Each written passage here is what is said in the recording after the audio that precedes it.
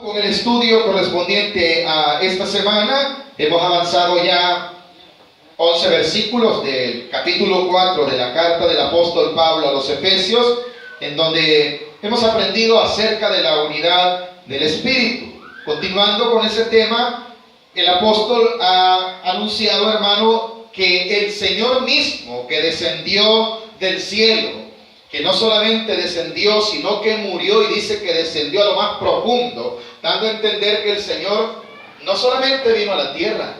Cuando dice que descendió y llevó la cautividad, habíamos explicado el poder de Dios en Cristo Jesús. Cuando Él murió, hermano, el Señor junto con Él se llevó todos los que habían creído en el advenimiento de nuestro Señor Jesucristo por el pecador para salvación. Ahora usted y yo esperamos no un Cristo que está muerto, porque ese Cristo ya resucitó. Amén, hermano. Y resucitó con el poder de Dios. Y dice que antes de que Él viniese tuvo que haber descendido, porque quiere decir que estaba en un lugar alto.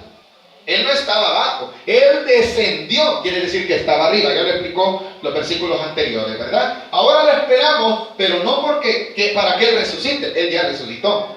Lo esperamos para que nos resucite a los que creemos en Él y creemos que ha de venir. Amén, iglesia. Amén. Ese mismo Jesús, con todo ese poder con el cual resucitó, también dice que repartió dones a los hombres. Ya lo estudiamos la semana anterior. Y dentro de ¿y cómo lo hizo? Lo hizo conforme a su gracia, conforme a su poder y conforme Él quiso y a quienes quiso dárselo, Él se los dio. Pero también dice que había un propósito con el cual Él repartió dones a los hombres. El versículo 11 dice, y Él mismo, hablando de ese mismo Jesús, ¿verdad?, al cual hemos creído nosotros, dice el versículo 11, y Él mismo constituyó a unos apóstoles, a otros profetas, a otros evangelistas, a otros pastores y maestros. Ese Cristo los constituyó a ellos con un solo fin. ¿Con qué propósito? Con el que aparece el versículo 12, en donde dice, a fin de perfeccionar a los santos para la obra del ministerio, para la edificación del cuerpo de Cristo. El cuerpo de Cristo, ¿quiénes son? Usted y yo. ¿Quiénes más? Aquellos que han creído que Jesús murió por sus pecados y que resucitó. También ellos son ¿qué? El mismo cuerpo de Cristo. Para ello el Señor constituyó a unos apóstoles, a otros profetas, y así evangelistas, pastores y maestros. ¿Para qué? Para que ese cuerpo, hermano, se fuese conformando y fuese teniendo un conocimiento de la voluntad de Dios. Cuando el Señor comisionó a los apóstoles, que la Biblia declara quiénes fueron los apóstoles, ¿verdad? ¿Con qué fin lo hizo? Con ese fin. Con el fin de que ellos ministrasen la palabra y que fuesen haciendo crecer ¿el qué? El cuerpo de Cristo. ¿Sabe usted, hermano, que el cuerpo de Cristo empezó a hacerse más grande desde el día en que el Señor Jesús ascendió a los cielos? Cuando el Señor Jesús se va, ¿a quién comisiona para predicar el Evangelio? A los apóstoles. A ellos les dio un ministerio, a ellos los constituyó. ¿Para qué dice el versículo 12? A fin de perfeccionar a los santos para la obra del ministerio, para que el cuerpo de Cristo se edificase.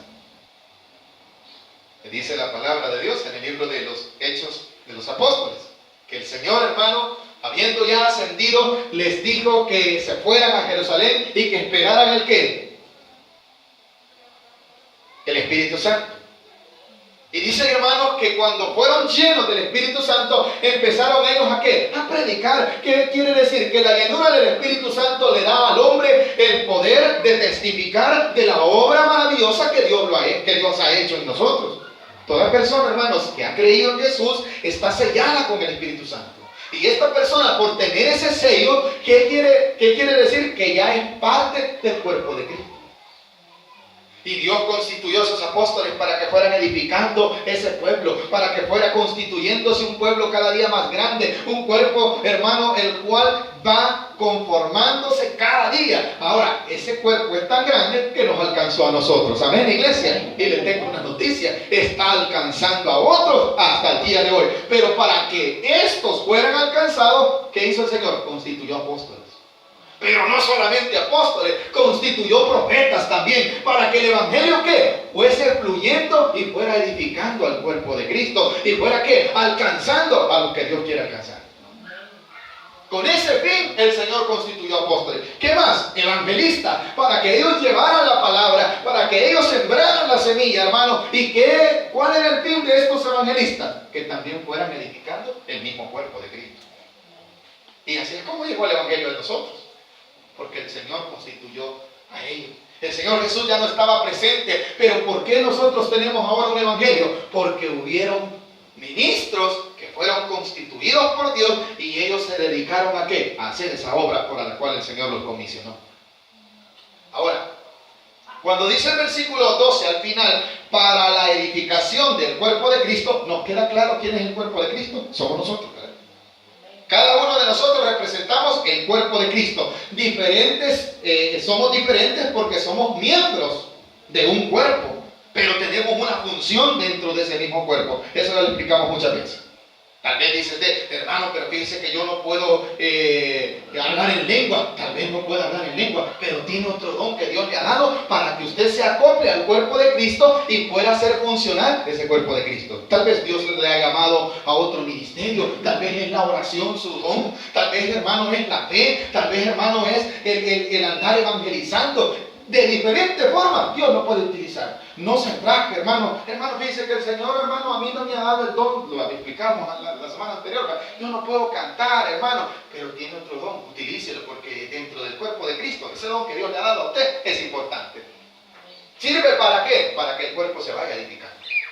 Y poníamos el ejemplo como el apóstol nos lo ha enseñado, ¿verdad? En las cartas anteriores, que si un miembro del cuerpo le duele, dice que todos los miembros, los demás, se conduelen con él. Y lo decíamos, a usted le puede doler un dedo, pero ¿qué lo siente? ¿Solo el dedo o todo el cuerpo ya no funciona bien? ¿Verdad que ya no funciona bien? ¿Por qué? Porque ese miembro, que puede ser muy pequeño, está, hermano, dañado. ¿Y qué? Todo el cuerpo se duele. Así debe de ser la iglesia. Y cuando todo el cuerpo está bien, hermano, cuando usted no esté enfermo, ¿cómo está? Gozoso, está alegre, aunque lo debemos de estar en todo momento, en todo estado. Así la iglesia, las victorias que tiene otro hermano, deben de ser el gozo de los demás. Porque se aman, porque son un solo cuerpo. El hermano, Dios le dio una bendición, le sacó adelante. ¿Cómo debe de estar todo el cuerpo de Cristo? Gozoso, ¿verdad?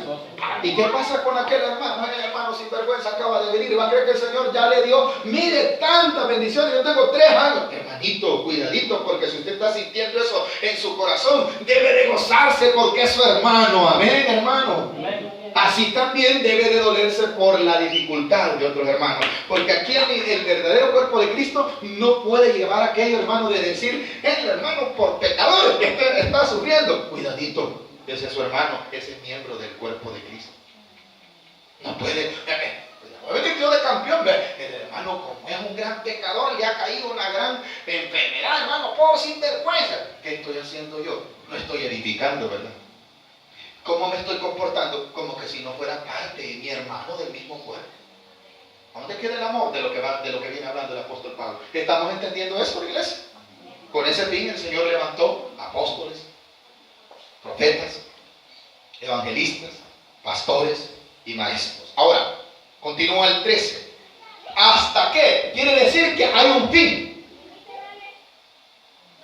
¿Hasta cuándo? ¿Hasta qué, hermano? Hasta que se haga la obra. ¿Cuál obra? La que dice el versículo 13. Hasta que todos lleguemos. ¿A qué? A la unidad de la fe. ¿Qué más?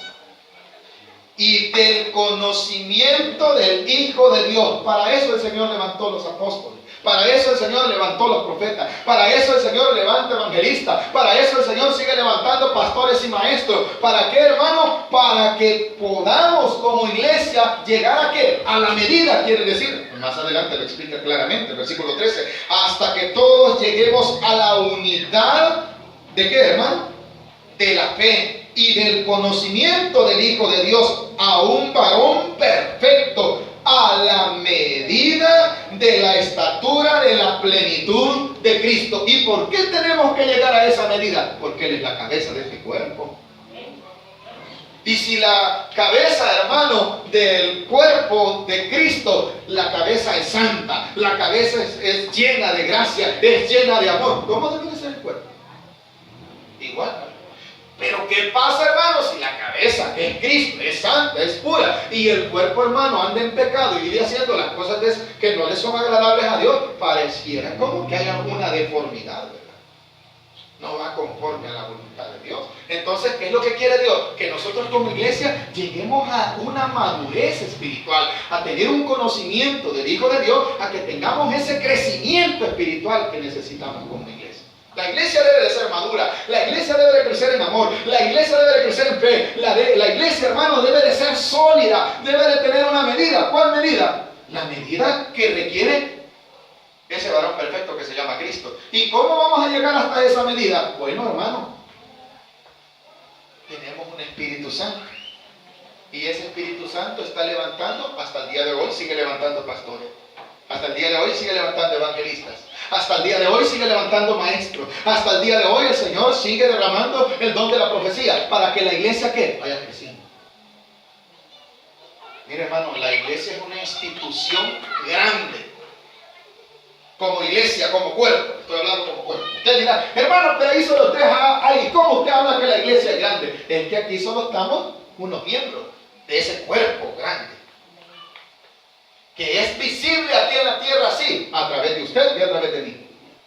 ¿Quiénes son los que muestran la misericordia de Dios? Usted y yo.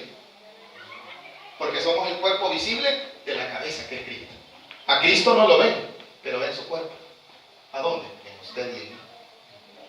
¿Por qué cree, hermano, que el apóstol Pablo habló de que nosotros éramos cartas leídas? Porque como hablamos de Dios, la gente espera que nos comportemos como dice Dios, ¿verdad? Que somos luz en medio de las tinieblas. Somos un cuerpo, hermano, una institución o un cuerpo grande en todo este globo terráqueo. Ese cuerpo, hermano, de ese cuerpo, usted y yo somos parte. Y para eso el Señor está levantando y sigue levantando a lo que dice allí. ¿Estamos entendiendo, hermano? Hasta que todos lleguemos a la unidad. ¿Cuál unidad, hermano? De la fe. De creer. Ya hablamos de cuál era la fe y la esperanza. ¿Se recuerdan de esto? Todos los que creemos lo mismo, hermanos, tenemos unidad. ¿Cuál es nuestra fe? Que el Señor Jesús murió por todos nosotros los pecadores, que resucitó y que está sentado a la diestra de Dios. Pero ¿cuál es nuestra fe? Que también Él un día vendrá nuevamente a resucitarnos. Esa es nuestra fe. Esa fe que usted tiene, que yo tengo, esto que estamos hablando hoy, lo tienen que tener otros. ¿Para qué? Para componer el cuerpo de Cristo. Y no solamente eso. ¿Qué más dice el versículo 13? A la unidad de la fe y del conocimiento. Tenemos que tener la sabiduría de Dios. Tenemos que conocer cuál es la voluntad de Dios. ¿Por qué? Y no somos su cuerpo. Si hablamos del cuerpo terrenal que cada uno de nosotros tenemos, ese cuerpo terrenal no se puede dirigir por sí solo. El cuerpo y todos los miembros reciben órdenes. ¿De dónde? ¿Del corazón o de la cabeza? ¿Qué creemos nosotros? Naturalmente, usted camina, pero ¿de dónde recibe esas órdenes, iglesia? Ya que de la cabeza. La cabeza le dice, ve, camina, haz esto y lo otro. Cuando usted va manejando un vehículo, hermano, el pie se mueve para frenar, pero ¿quién le dio la orden? La cabeza es la que lo dirige, ¿verdad? Vayamos a lo que el Señor quiere enseñarnos en la carta. Usted y yo debemos de ser dirigidos ¿por quién? Por la cabeza. ¿Y quién es la cabeza? Es Cristo. Entonces, ¿quién nos va a guiar en este mundo? Cristo. ¿A dónde vamos a ir? Donde la cabeza nos diga. Pero verdad que la cabeza no nos dice que hagamos desórdenes, que nos desviemos del camino, que hagamos mal a otra persona, que, hermano, eso no nos dice la cabeza. La cabeza nos está guiando ¿a qué? A hacer la voluntad de Dios, porque ella nos dirige. Entonces, si nosotros somos el cuerpo de Cristo, dejémonos guiar por esa cabeza. Amén, hermanitos. Debemos dejarlo. No, hermano, pero es que yo ese hermano no lo soporto, no lo quiero. Él me cae mal. Hermano, ¿y cuál cabeza lo guía? Si el Señor Jesús, bueno, más adelante va a hablar del perdón, que debemos de perdonarnos, hermano, así como Él nos perdonó. ¿Y cómo nos perdonó el Señor? Sin condiciones. El Señor no le dijo a usted, te perdono, pero no. El Señor le borró todos sus pecados. Amén, hermano. De esa forma nosotros debemos de perdonarnos. Se recuerdan que pasamos un texto en esta misma carta en donde decía una palabra clave que decía soportándoos. No hablaba de amarnos, ¿verdad? Sino de soportar. La palabra soportar le explicábamos que era aguantarnos. Soportándonos los unos a los otros. Decía, bien duro, ¿verdad? Pero eso es necesario en la iglesia, hermano. Es necesario que usted y yo llegamos a entender que no podemos tener en nuestro corazón cosas incorrectas. ¿Por qué? Porque la cabeza que nos dirige no las tiene. Esa cabeza es limpia. Esa cabeza es pura. Y esa cabeza, hermano, no es un líder terrenal. Esa cabeza no es, hermano, un líder de una religión. Ojo con aquellos que dicen, no, es que la cabeza visible de la iglesia, hermano, es el líder de tal religión. Mentira. Allí lo dice la Biblia claramente. Lo volvemos a leer en el versículo 13. Y del conocimiento del Hijo de Dios a un varón perfecto, a la medida de la estatura de la plenitud de Cristo. Ah, es Cristo entonces la medida, ¿verdad? No digamos, yo soy mejor que el hermano. El hermano, mire, él le falta todavía. ¿Conforme a quién me estoy midiendo yo? A la medida de otra persona, ¿verdad? ¿Cuál debe de ser mi medida? Cristo. Porque esos errores suceden lastimosamente en las iglesias. Ah, no, en esa iglesia, mire quiénes están allí, mírenlos, ve, si yo los conozco. Hermanos, como que si no fuéramos hermanos los unos con nosotros, ¿verdad? Mírenme, nosotros nos rebuscamos, no nos metemos más en eso. Y ya no es Dios, sino que son ellos. La pregunta es, entonces, hermano, si ya no es Dios, no tienen la unidad de la fe. Amén, iglesia. Están diciendo que son diferentes.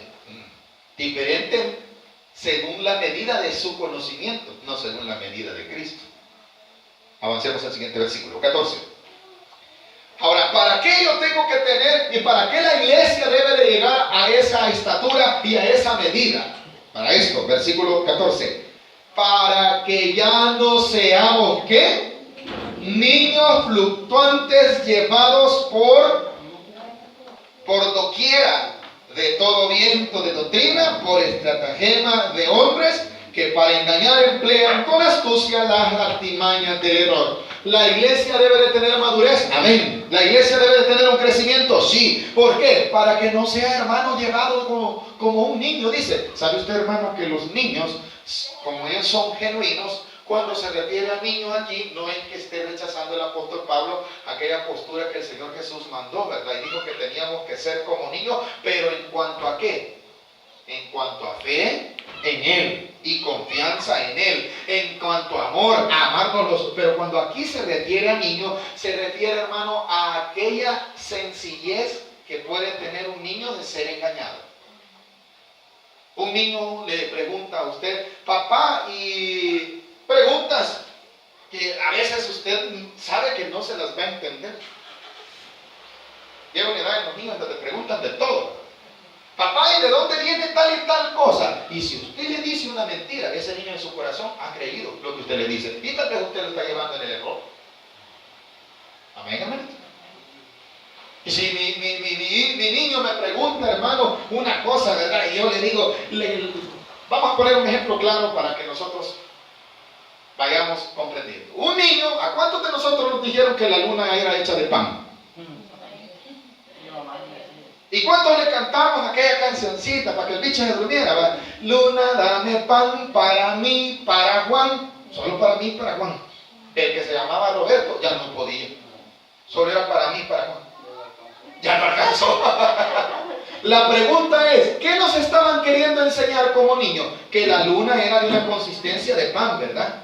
Y que se podía comer. Y nosotros como chiquitos, ¿verdad que creíamos eso? Entonces, la iglesia ya no debe de, bueno, en otro pasaje bíblico dice que ya no debemos de estar, hermano, como niños que se nos dé leche. En cuanto a conocimiento, en cuanto a fe, en cuanto a madurez espiritual, la iglesia es necesario que crezca, porque dice que de lo contrario estamos en riesgo de ¿qué? De que nos engañen. Y ya usted, como no tiene esa solidez de la palabra de Dios, del conocimiento de Cristo, que nos decía anteriormente, cualquiera va a venir, hermano, Cristo ya vino. Deje de estarse congregando. Ahí le están mintiendo. Y como no ha crecido espiritualmente, usted lo cree que es verdad. Viene otro por allá y engaña a otro hermanito y le dice, hermano, Dios no existe. El Señor Jesús solo vino para el tiempo de cuando estuvo escrito lo de la Biblia. Ya para hoy ya no sirve. Y como esta persona no ha crecido espiritualmente, ¿qué sucede, hermano? Lo que el versículo dice, ¿verdad? Como no tiene ese crecimiento espiritual, entonces la iglesia, ¿cómo está haciendo? Como un niño llevado donde quiera. Bueno, pongamos otro ejemplo. Usted, como un adulto, no le va a dar a un niño un avión de verdad, ¿verdad? Y le dice, hijo, dirigí el avión. Usted se sube y se lo da. ¿Para dónde va a agarrar el avión? El niño, según él, es un juguete que le han dado, ¿verdad? Así la iglesia no debe de ser ingenua en ese aspecto. Para no ser ingenua, ¿qué tiene que ser la iglesia? Tener un crecimiento espiritual.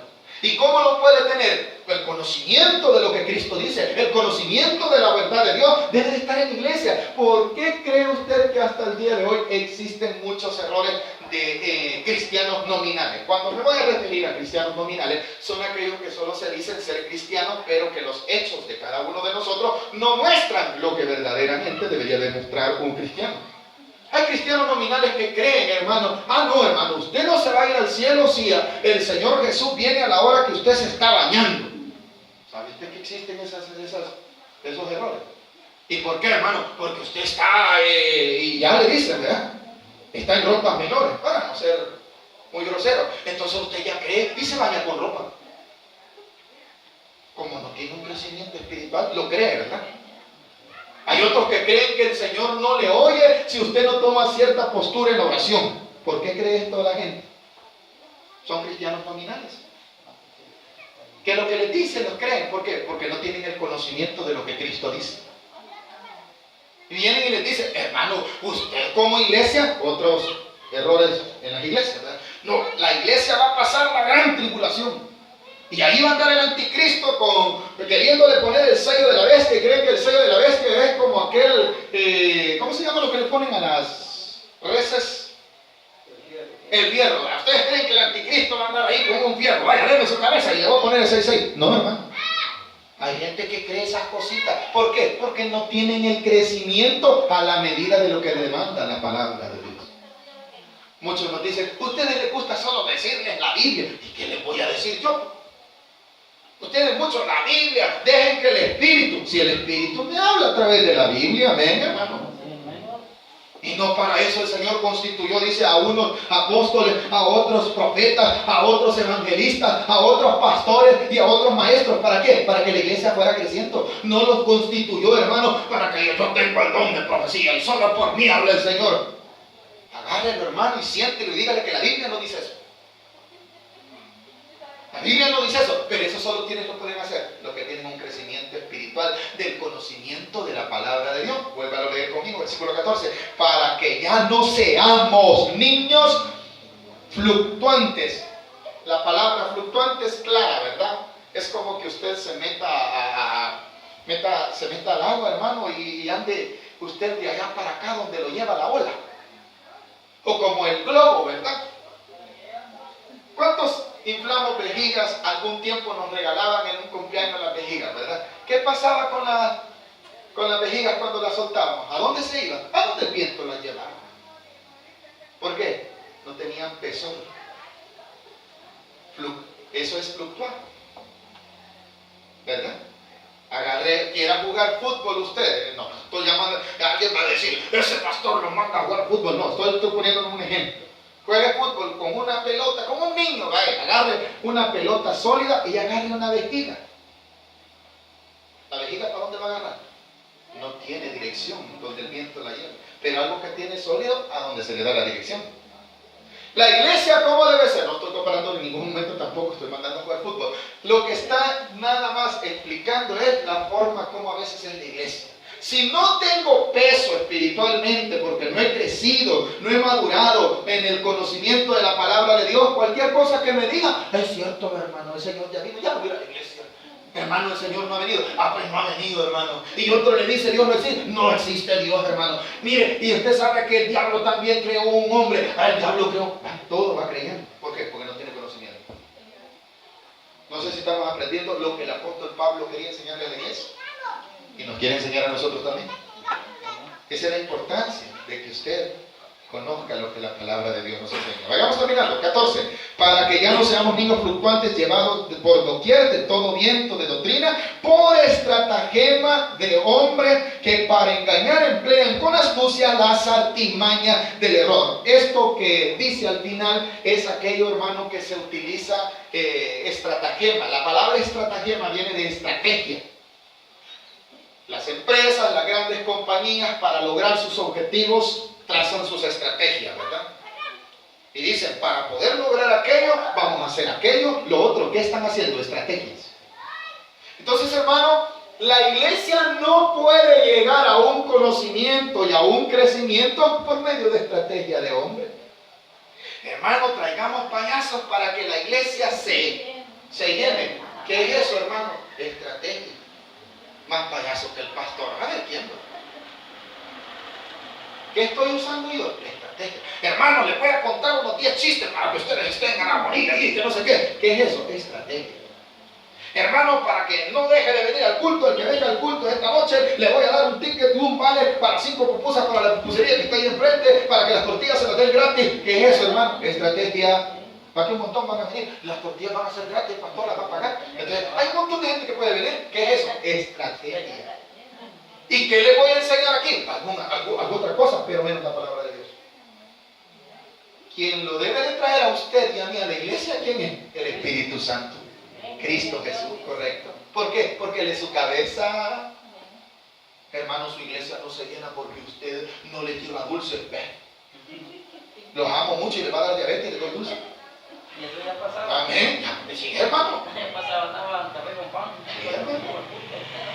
No, hermanito. Pero no crezco, por no voy a subir. Mire, mi adorno le pone. Hermano, si aquí no hay fiesta. Así es, amén. Amén, iglesia. No necesitamos. ¿Sabe cuáles son los adornos de la iglesia? Las obras justas del creyente. Esos son sus adornos. Esa hermana, viera, esa hermana ya no chambrea. Ya no se está. Viera que en vez de decir malas palabras, a veces cuando se tapa la boca cuando le va a salir, ¿qué es? Los adornos, ¿verdad? Ya no es un niño. Estamos comprendiendo lo que quiere decir. Los niños sí los llevan. En tal iglesia van a reventar piñatas. Ahí está toda la gente, hermano, por buena bichito. Así es. Los bichitos, hermano, en las escuelas bíblicas. Voy porque la hermana da margaritas. Da pan con café, como dice el hermano. Pero usted como iglesia no puede hacer eso. Pues yo no estoy tampoco en contra. Si usted, hermano, quiere bendecir, hermano, los hermanos que vengan, no les vamos a regalar horchata, aquí está. Pero no lo está utilizando como estrategia. Por eso que la iglesia, hermano, cuando trae una bendición, es para lo que viene, porque el Señor así es. Ahí se anunciamos. Nos quedamos sin nada. ¿Y sabe qué? La gente solo se lleva las cosas materiales. Y la estrategia solo sirvió para qué? Para entretener. Pero la iglesia no debe de ser entretenida por nada. La iglesia tiene una cabeza que la guía. ¿Cuál es esa cabeza? No es el pastor de la iglesia, es Cristo. El pastor puede venir, hermano, hasta quizás con problemas con la señora y puede venir hasta turbado de tanto problema, hermano. El pastor se equivoca, pero la Biblia no. La palabra de Dios no se equivoca.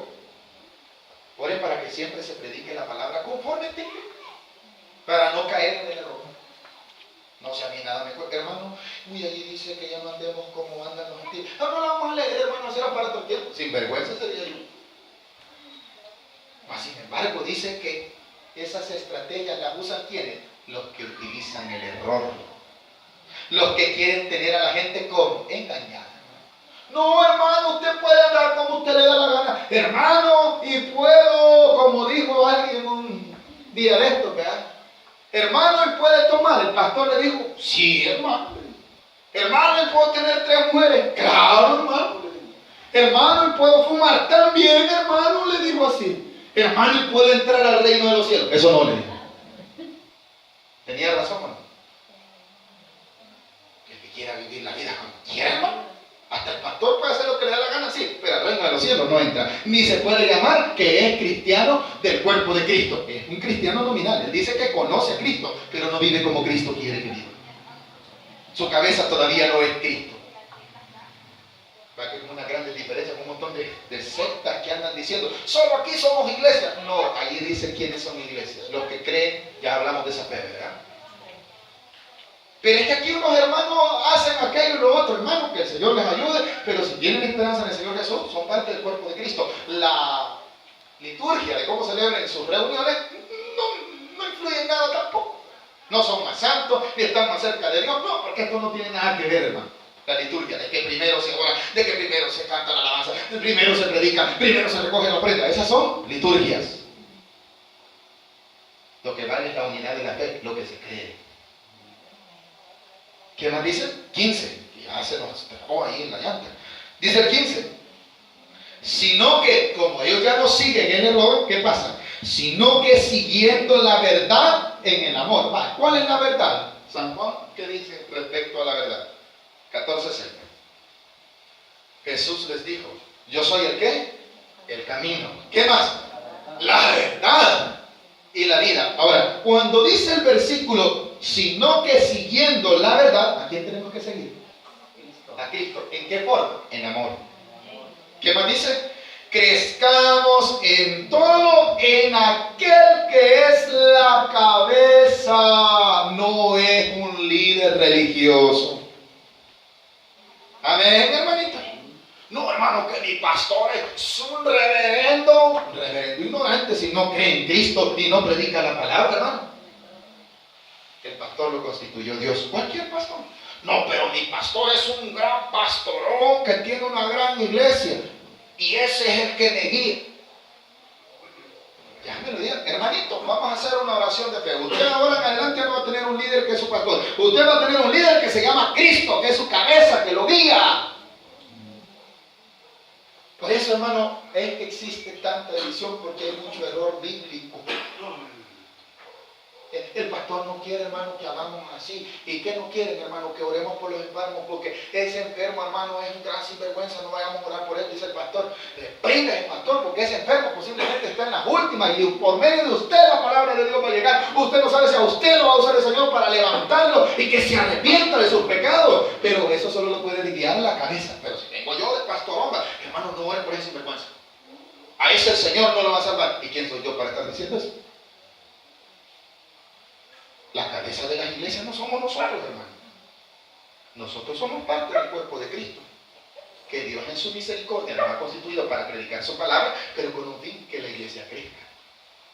Pero no somos nosotros su guía. Su guía, ¿qué dice el versículo que acabamos de leer ahorita? El 15. Sino que siguiendo la verdad en amor, crezcamos en todo en aquel que es la cabeza, esto es Cristo, de quien todo el cuerpo, mire qué bonito esto, bien concertado y unido entre sí por todas las coyunturas que se ayudan mutuamente según la actividad propia de cada miembro, que dice, recibe su crecimiento para ir edificándose en amor. Cada miembro, hermano, tiene que irse edificando. Cada miembro que está en el cuerpo de Cristo sirve para una función, es importante dentro del cuerpo. ¿Y cómo es que se va moviendo? La iglesia debe de ir en una sola dirección. Entonces, hermano, ¿cuál es la iglesia de Cristo? ¿Cómo se llama? La que tiene esa doctrina. Una sola fe. Y no es la fe la que dice que, hermano, no, es que yo soy de la religión. Es de religión. Y hablamos de cuál fe. Un solo Espíritu Santo, el que Cristo dijo a través de su palabra, yo me voy, pero no los voy a dejar solos. Dejaré al Consolador con ustedes. ¿Cuántos tenemos ese Consolador, hermano? Amén. Si ese Consolador está en usted, usted tiene una misma fe. Cuidadito con andar siguiendo líderes religiosos. Ay, que esta iglesia me gusta, hermano, porque aquí, mire, tal. Es que no vamos a buscar una iglesia conforme a nuestro gusto. Usted puede buscar la escuela para sus hijos conforme a su gusto. Puede ir al restaurante que quiera comer conforme a lo que usted quiera comer. Ah, no, el comedor de la esquina no me gusta, a mí me gusta mejor el Cuatro Vientos, allá donde le dan. Mosca y todo. Sí, por allá, ¿cómo se dice? 400. Sí, y así se llama, fíjense, ¿verdad? No le estamos haciendo publicidad. No, hermano, yo voy a ir a comer mejor pupusas con queso cuadrado. Hermano, eso usted lo puede elegir. Usted puede decidir en cuál bus se va, si en el viejo o en el bonito. Lo que no puede elegir es que vivir como yo quiero y no como Cristo demanda. Eso debe de ser uniformidad. Yo debo de ser como Cristo demanda que sea yo. Usted debe de ser como Cristo demanda que sea usted, no como el pastor quiere. No como las iglesias, no como sus vecinos, sino conforme a la uniformidad que le da ¿quién? Cristo Jesús. ¿Hemos aprendido algo esta noche? Ese es el fin con el cual el Señor, con su poder, con ese mismo poder que murió, resucitó, también dice que repartió dones e instituyó a Pop para esto, para el crecimiento de la iglesia. Esto es lo que Dios quiere que aprendamos. Crezcamos, hermano, para ser el testimonio visible de Dios aquí en la tierra. Hermano, a mí me cuesta, está bien, a usted le cuesta. Pero ¿sabe qué? En el Señor todo lo podemos.